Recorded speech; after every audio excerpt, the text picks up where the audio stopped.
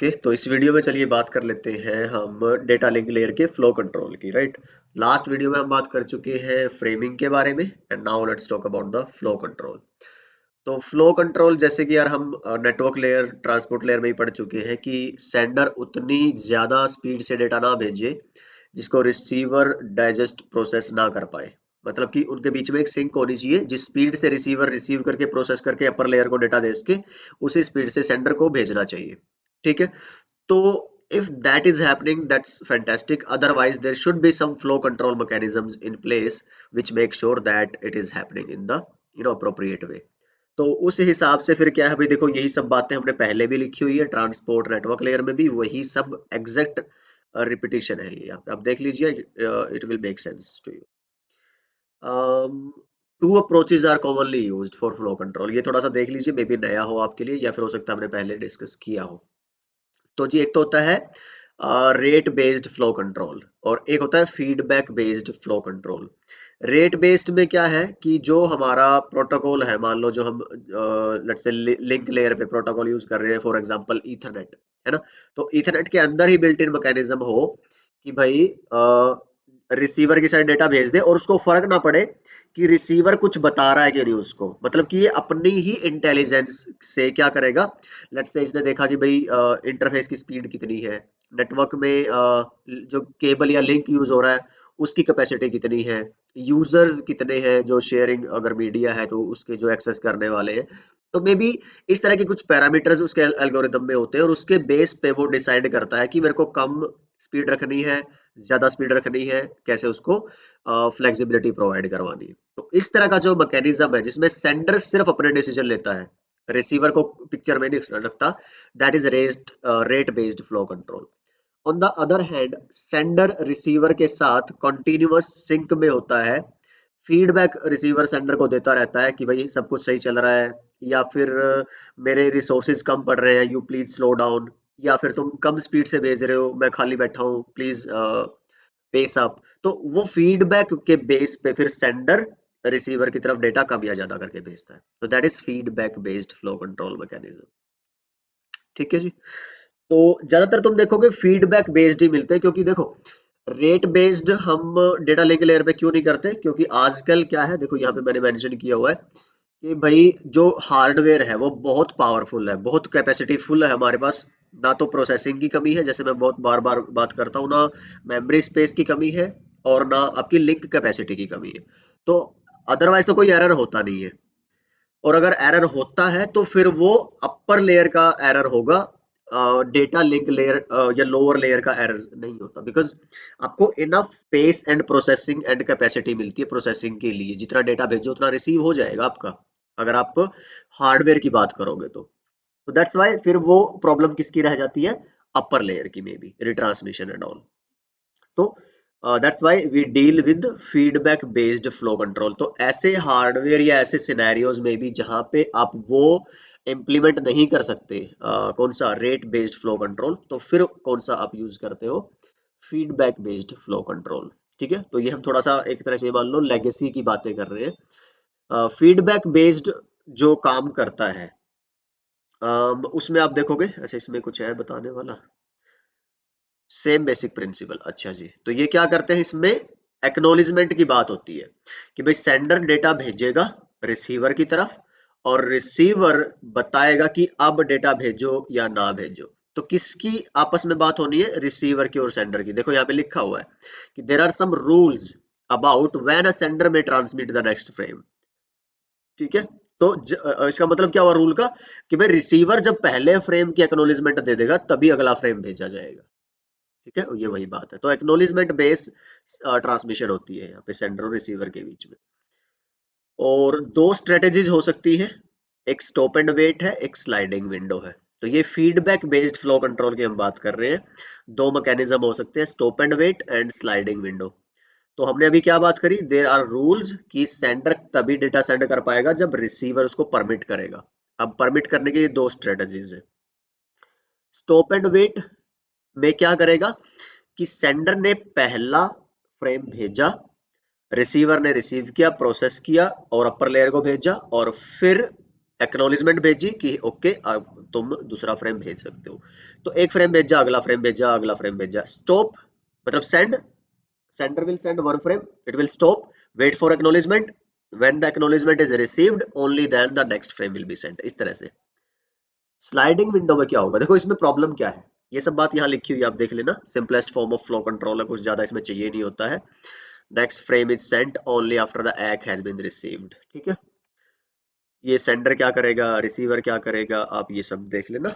And if there is the problem in transmission then the frame will be retransmitted। तो जो वो retransmission का process है उसको ARQ बोलते हैं, ऑटोमेटिक रिपीट रिक्वेस्ट। मैं रिपीट करिए आप जो फ्रेम पहले भेज चुके हैं, because there was some problem in the reception. ठीक है, तो फायदा नुकसान, नुकसान देखो इसका क्या है कि भाई एक तो इम्प्लीमेंटेशन आसान है इसकी, बस फायदा तो यही है, अदरवाइज और तो सारे नुकसान ही है इसके। भाई एक टाइम पे एक फ्रेम भेजा, चैनल फ्री पड़ा रहता है भाई, रिसीवर फ्री पड़ा रहता है, रिसीवर के रिसोर्सेज, ठीक है। तो both the sender and channel are unutilised during this time. किस टाइम पे, जब वेट चल रहा है, जब सेंडर वेट कर रहा है, तो क्या हो रहा होगा उस टाइम पे, कुछ भी नहीं। ऑलराइट, तो हम क्या करते हैं, we go for the second approach that was sliding. तो यहाँ पे क्या लिखा है, stop and wait and sliding window. Second process है स्लाइडिंग विंडो का। तो इसमें क्या होता है, तुम यहाँ देखो ध्यान से पिक्चर की तरफ, फ्रेम 1 2 3, यहाँ पे क्या मैं एक फ्रेम भेज रहा हूँ या मल्टीपल फ्रेम भेज रहा हूँ। सो आपके लिए शायद ये नई नहीं होगी बात, हमने ऑलरेडी नेटवर्क और I guess not network, transport layer में मैं बहुत डिटेल में इसकी बात कर चुका हूँ। But we are clearing concepts from the data link layer perspective also. तो एक ही एक्नॉलेजमेंट में आप मल्टीपल फ्रेम भेज रहे हो, that is sliding window. Sliding window क्यों है, आपको टीसीपी से भी ध्यान होगा कि this number of frames sent at a time they can be reduced और इंक्रीज्ड, ठीक है। तो रिसीवर बोलेगा कि भाई तुम 3 फ्रेम भेज रहे थे, ओके 5 भेजो, तुम पहले 10 भेज रहे थे, नहीं 7 भेजो। इस तरह से ये साइज चेंज हो सकता है, that's why this window size is called sliding window, और this window type is called sliding window, ठीक है। देख लेना, बाकी वही चीज है इसमें, नथिंग न्यू। दो तरह के एरर हो सकते हैं भाई, ये बड़ा इंटरेस्टिंग है। एक तो है लॉस्ट फ्रेम, लॉस्ट फ्रेम की भाई मान लो रिसीवर को रिसीव ही नहीं हुआ फ्रेम, ठीक है। या फिर दूसरा केस क्या हो सकता है, फ्रेम तो रिसीव हो गया लेकिन उसके अंदर अब कोई एरर है, कोई बिट चेंज्ड है, फ्लिप है, डैमेज्ड है फ्रेम, मतलब तो दो चीजें हो सकती है, लॉस्ट या डैमेज्ड। अब क्या कह रहा है स्लाइडिंग विंडो प्रोटोकॉल, दो तरह की आगे हो सकती है। मैकेनिज्म कौन से थे फ्लो कंट्रोल के, stop and wait, sliding window. Sliding window जो प्रोटोकॉल है उसके आगे फर्दर 2 टाइप है, go back and selective repeat. Go back and का मतलब क्या होगा, ये थोड़ा सा वही बातें लिखी हुई है, फ्लो कंट्रोल का मतलब क्या है, कब पिक्चर में आता है, कब जरूरत पड़ती है रिट्रांसमिशन की, ये थोड़ा मैं बताऊंगा बाद में। पहले एक बार ये देख लो कि ये जो हमारी दो है, गो बैक और सेलेक्टिव रिपीट, इसका क्या मतलब है। दोनों में ही जब मान लो सेंडर ने डेटा सेंड कर दिया, पहले 10 फ्रेम भेज दिए, मान लो विंडो साइज 10 है, 10 फ्रेम भेज दिए। अब स्टैंडर्ड प्रोसीजर क्या है कि भाई रिसीवर उन 10 की एक्नॉलेजमेंट भेजेगा, फिर अगले वो भेजे जाएंगे तुम्हारे अगले फ्रेम, ठीक है, उस तरह से चलता रहता है। बट जो गो बैक एंड और जो तुम्हारा सेलेक्टिव रिपीट, इसमें क्या है, in case there is an error, भाई अगर एरर आता है तो इसको ऐसे समझो, लेट्स से इसने विंडो साइज क्या था सेंडर की साइड से, ये सेंडर है और ये रिसीवर है। तो विंडो साइज 10 फ्रेम का है, ठीक है, इसने 10 भेज दिए सेंडर ने, और 0 1 2 10 इसमें क्या है, फिर ये सीक्वेंस नंबर्स है, ठीक है। तो ये एक्नॉलेजमेंट का मतलब आपको याद है ना, टीसीपी से ये अगले नंबर को भेजता है कि भाई किस से और अगले फिर आपको फ्रेम भेजने, तो 11 से 20 के ये अगले में भेजेगा, इसने 11 से 20 भेज दिया, ठीक। तो ये क्या करता है, स्लाइडिंग जो विंडो है आपका, इधर से रिसीवर की साइड से इसकी वेट के बिना, जैसे अब इसने भेज दिया, अगला क्या एक्नॉलेजमेंट आ रही थी आपकी 21, लेकिन उसने 21 का वेट किए बिना क्या भेज दिए, अज्यूम करके 21 से 30, क्या अज्यूम किया भाई रिसीवर को रिसीव हो ही गया होगा। फिर कौन से भेज दिए होंगे, 31 से 40, लेकिन फिर थोड़ी देर बाद एक्नॉलेजमेंट क्या हुआ, आई नेगेटिव एक्नॉलेजमेंट, या फिर कोई एक्नॉलेजमेंट ही नहीं आई, लॉस्ट होगी। तो कोई एक्नॉलेजमेंट ना आने का मतलब भी होता है कि रिट्रांसमिशन रिक्वायर्ड। तो अब जो एक्नॉलेजमेंट नहीं आई, ठीक है, जैसे आपने कहाँ तक की रिसीव कर ली थी, 10 तक की, तो 11 और उसके बाद का सारा डेटा क्या होगा, रिट्रांसमिट किया जाएगा किसमें, आपका गो बैक एन वाले में। Go back N, go back N मतलब कि इसके बाद, मतलब कि इस पे जाओ वापस और इसके बाद का सारा डेटा भेज दो, ठीक है, 11 से और आगे का सारा डेटा भेज दो।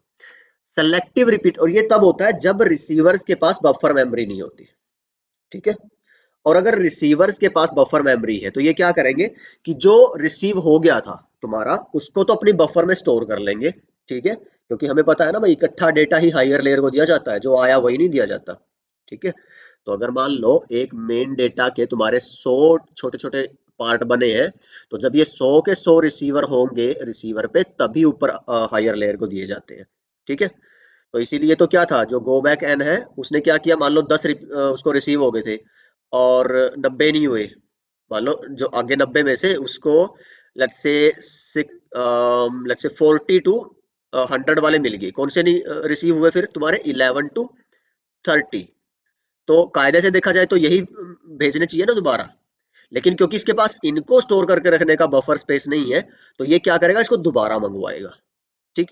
तो इसीलिए बोलते हैं कि जब बफर स्पेस आपके पास हो तो 40 से 100 आप स्टोर करके रख लोगे, और 1 से 10 आपका ऑलरेडी रिसीव हो ही रखा है, तो आप सिर्फ कौन से मंगवा लोगे उससे, 11 से 40 वाले या 39 वाले।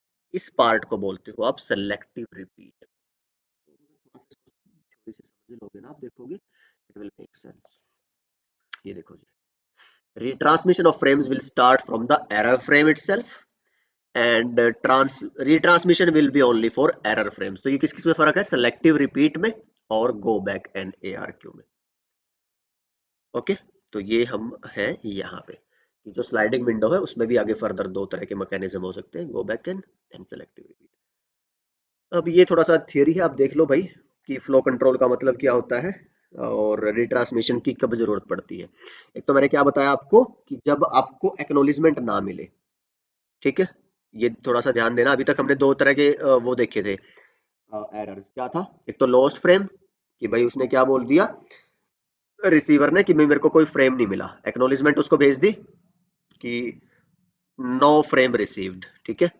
और या फिर डैमेज फ्रेम आया तो वो नेगेटिव एक्नॉलेजमेंट भेज देगा कि भाई जो फ्रेम आपने भेजा था इट हैड सम एरर।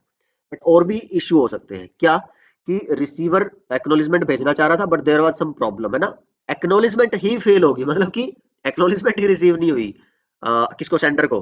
तो एक्नॉलेजमेंट भेजते हुए, अब ध्यान से थोड़ा सा इंटरेस्टिंग केस इसको देखो, ये रिसीवर, ये सेंडर, फ्रेम भेजा एक्चुअल डेटा फ्रेम, ठीक है। अब इसकी इसको क्या भेजनी थी, एक्नॉलेजमेंट। तो जब ये एक्नॉलेजमेंट भेजी जा रही है तो अब सेंडर कौन है, ये है ना, रिसीवर कौन है, ये। तो ये ध्यान देना, तो हो सकता है इस रिसीवर को भी एक्नॉलेजमेंट ही ना मिली हो, ठीक, तो वो भी फेलियर का ही केस है। तो ये ध्यान देना है, नेगेटिव एक्नॉलेजमेंट जब फ्रेम एरर है फ्रेम के अंदर, और या फिर पॉजिटिव, देखो ये है नेगेटिव एक्नॉलेजमेंट मिलना, ये है पॉजिटिव एक्नॉलेजमेंट ही ना मिलना, ठीक है। तो ये दोनों ही चीजें आपको ध्यान रखनी है, बोथ शोज एरर, ओके। तो remember it. Then data communication में तीन चार टर्म्स है, एक तो है तुम्हारा थिक चैनल। थिक चैनल का मतलब कि जहां तुम्हें बैंडविड्थ भर भर के फुल बैंडविड्थ मिल रही हो, इट मींस दैट चैनल क्या होता है तुम्हारा, लिंक बोल दो एक तरह से, है ना, केबल बोल दो। अगर एक जन चैनल यहाँ पे हमारी जो टेंडेंसी है, जो हमारी आदत है वो क्या है, मान लो मैं इन दोनों के बीच में ना एक केबल, हमने सिर्फ ये केबल ही याद रहती है हमें, या फिर वाईफाई का इंटरनेट याद रहता है, लेकिन थोड़ा सा आप अगर ब्रॉड पर्सपेक्टिव देखोगे, आईएसपीज है वहां पे, हमने क्या बोला था, एक इंटरनेट कस्टमर, दूसरा तीसरा, ऐसे हजारों लाखों कस्टमर है, किसी की 1 MB का प्लान है, किसी का 5 MB का, किसी का लेट्स से 50 MB का, ऐसे प्लान है। तो सबको जो प्लान दिया आईएसपी ने, मान लो कि ये तुम्हारा ये मेरी लोकेलिटी है, let's say this is my place, जहाँ की वो लोकल आईएसपी।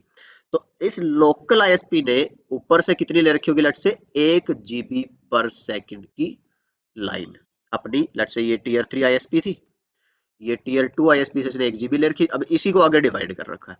तो ये एक चैनल ही तो है जो इतनों में डिवाइड हो गया आगे, सोचो। तो इसको हम बोलते हैं चैनल एक तरह से। तो और उस सेंस में देखोगे तो मतलब तो वही है ना, ये बैंडविड्थ ही तो है, ये लिंक ही तो है। बट कैसे ये शेयर होता है डिफरेंट यूजर्स के अंदर। और ये मैं अगर बोल दूं, जैसे ये एक स्विच है, आपके मल्टीपल डिवाइसेस लगे हैं, ये पहला पीसी, ये प्रिंटर हो सकता है, सर्वर हो सकते हैं, तो यहाँ पे आपका चैनल कौन है, जो आप जिस केबल से जुड़े हो, तो ये भी तो एक चैनल ही है। चैनल होता है ट्रांसमिशन मीडिया बस, जिसके थ्रू आप हाफ या फुल डुप्लेक्स में या सिंप्लेक्स में डेटा ट्रांसमिट एंड रिसीव कर रहे हो। ठीक है, वायर्ड में भी हो सकता है, वायरलेस में ये फ्रीक्वेंसी के चैनल हो सकते हैं। ऑलराइट, चलिए। तो थिक चैनल मींस जहां पे बैंडविड्थ ज्यादा हो, लॉन्ग चैनल मींस कि जहां पे आपका राउंड ट्रिप जो डिले है वो ज्यादा आता है। राउंड ट्रिप डिले क्या होता है, let me show you an example. अगर आप पिंग करते हो लेट्स से google.com को, यहाँ पे देखो आपको टाइम दिखा रहा है ना, 12 मिली सेकेंड आया पहले तो, फिर टाइम आउट हो गया, फिर आगे 11 मिली सेकेंड आया है, फिर 10 मिली सेकेंड आया है। ये है 12 मिली सेकेंड लगे हैं मेरे पीसी से गूगल के सर्वर पे जाके मेरी रिक्वेस्ट और वहां से वापस रिप्लाई आने में। ये राउंड ट्रिप का मतलब क्या हुआ कि this is my PC, this is somewhere Google server, ये रिक्वेस्ट गई, रिप्लाई वापस आया, रिक्वेस्ट रिस्पॉन्स, इन दोनों में जो टाइम लगा है पूरा सर्कल पूरा करने में, that is round trip time, RTT बोलते हैं। और ये एक बहुत इंपॉर्टेंट फैक्टर होता है नेटवर्क डिजाइन के टाइम पे। This should be the average of this RTT should be minimum age possible. Okay, तो लॉन्ग चैनल कौन सा हुआ, जहां पे ये टाइम ज्यादा लग रहा हो आपको। पाइपलाइनिंग एंड पिगी बैकिंग, देखो एक तो हमने गो back and arc A R Q technique पढ़ी थी, जहां पे बफर स्पेस नहीं था रिसीवर के पास, और वहां पे हम क्या कह रहे थे कि एरर के बाद सारे फ्रेम्स भेजो। तो उसमें पाइपलाइनिंग का मतलब क्या है, जो अभी ध्यान होगा मैंने आपको बताया था कि ये जो 11 से 20 वाले फ्रेम भेजने हैं ये भेज दो, फिर अगले जो फ्रेम है 21 से 40 वाले में, मतलब कि पहला टास्क पूरा होने से पहले ही, मतलब उसकी एक्नॉलेजमेंट आने से पहले ही आप जो अगला टास्क कंटिन्यू कर रहे हैं, that process is known as pipelining. ठीक है, पाइपलाइनिंग हम हमेशा अपनी नॉर्मल जिंदगी में भी तो यूज करते हैं, ऐसा थोड़ा ना कि एक ही काम के भरोसे बैठे रहते हैं, है ना। हम खाना खा रहे होते हैं, मोबाइल पे रिप्लाई भी कर रहे होते हैं, हेडफोन भी लगा रखे होते हैं, इंटरनेट भी कर रहे, बात भी कर रहे होते हैं। सोचो कितने पाइपलाइन में हमने टास्क रखे होते हैं। ऐसी कंपनीज हैं, एक प्रोजेक्ट ले लिया उस पर काम कर रहे हैं, और दूसरे प्रोजेक्ट की बात चल रही है, तीसरा फिनिश होने को है, ऐसे ये पाइपलाइनिंग ही होती है। पिगी बैकिंग का मतलब क्या है, जैसे कोई लेट्स से क्या क्या बोलेंगे, मेरा इंटरव्यू है दिल्ली, मैं इंटरव्यू देने जा रहा हूँ, साथ ही में मेरा कोई रिश्तेदार रह रहा है दिल्ली में, और मेरे गांव से लोग बोलते हैं कि यार ये ना दूध या फिर क्या बोलते हैं खोआ ले जा उनके लिए, ना लड्डू ले जा, पंजीरी ले जा। तो वो क्या है, आप अपना इंटरव्यू देने जा रहे थे, प्लस आप बाकी सामान भी ले गए, एक ही काम, एक ही ट्रिप में आपने दो काम कर लिए, तो दैट इज पिगी बैकिंग। कि आपने क्या कर दिया कि जो कंट्रोल इन्फॉर्मेशन है along with the data information, ठीक है, तो that's known as piggy backing. तो जहां पे आप कौन सा, जो सेलेक्टिव रिपीट एआर की, जहां पे बफर स्पेस है, तो आप क्योंकि वहां पे पाइपलाइनिंग का कॉन्सेप्ट नहीं है, बिकॉज आपके पास स्टोर करके रखने के लिए क्या है, बफर स्पेसेस है, you don't need to deal with that, because आपके पास टाइम टू टाइम क्या बोलते हैं एक्नॉलेजमेंट्स जाती रहेंगी, और एक्नॉलेजमेंट प्लस डेटा एक साथ भेज सकता है रिसीवर, तो दैट इज इंपॉर्टेंट पार्ट। उसी को पिगी बैकिंग ये मैंने इंक्लूड की है, बिकॉज कई जगह आ जाते हैं आई एस ये एग्जाम्स में, इंटरव्यूज में। तो 4 terms are there, thick channel, long channel, pipelining and piggy backing. Piggy backing control data के साथ आपका क्या बोलते हैं एक्चुअल डेटा भी भेज देना, या एक्चुअल डेटा के साथ कंट्रोल डेटा, तो this will be more accurate to say. Pipelining means एक काम पूरा होने से पहले वो चलता रहे, दूसरा भी आप शुरू कर दो। Okay, I guess this is enough for this video, and in the next video we'll talk about error control. तो अभी तक हम किसकी ही बात कर रहे हैं, हमारा जो फर्स्ट सब लेयर है डेटा लिंक लेयर की, LLC, logical link control. So we have talked about framing, flow control, and next video we'll talk about error control. So I'll see you guys in the next one. Bye bye and take care.